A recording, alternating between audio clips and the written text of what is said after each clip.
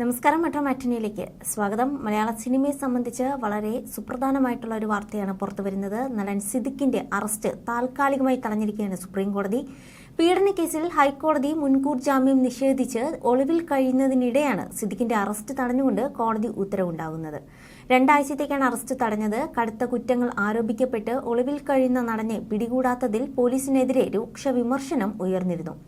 കടുത്ത കുറ്റങ്ങൾ ആരോപിക്കപ്പെട്ട സിദ്ദിഖിനെ പിടികൂടുന്നതിൽ അന്വേഷണ സംഘത്തിന് അമാന്തമുണ്ടായോ എന്നുപോലും ചോദ്യമുയർന്നു. പ്രതിയുടെ ലൈംഗിക ശേഷി പരിശോധിക്കണമെന്നത് മുൻകൂർ ജാമ്യം നൽകാതിരിക്കാൻ കാരണമാക്കാമോ എന്നതുൾപ്പെടെ വിവിധ നിയമപ്രശ്നങ്ങൾ ഉന്നയിച്ചുള്ള നടൻ സിദ്ദിഖിന്റെ ഹർജിയാണ് സുപ്രീംകോടതി പരിഗണിച്ചത്. ലൈംഗിക പീഡന പരാതിയിൽ തന്റെ മുൻകൂർ ജാമ്യാപേക്ഷ തള്ളിയ ഹൈക്കോടതിക്ക് പൂർണ്ണമായും തെറ്റുപറ്റിയെന്നാണ് ജസ്റ്റിസ് ബേല എം ത്രിവേദി അധ്യക്ഷനായ ബെഞ്ചിന് മുൻപാകെ സിദ്ദിഖ് ഉന്നയിച്ചത് എന്നാണ് വിവരം.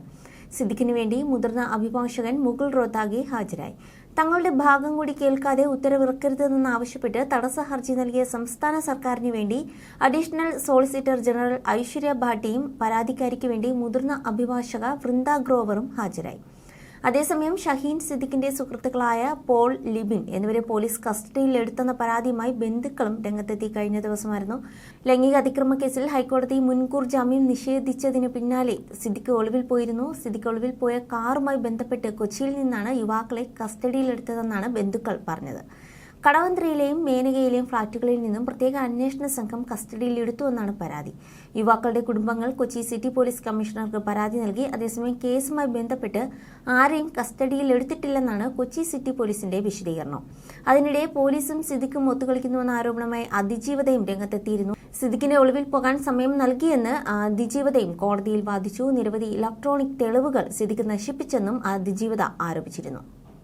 You're watching me and you're watching me on metromatney.com. on metromatney.com. Metromatney.com. metromatney.com. Subscribe for more videos. Subscribe for more videos. Subscribe here for more videos. Subscribe now. Thank you.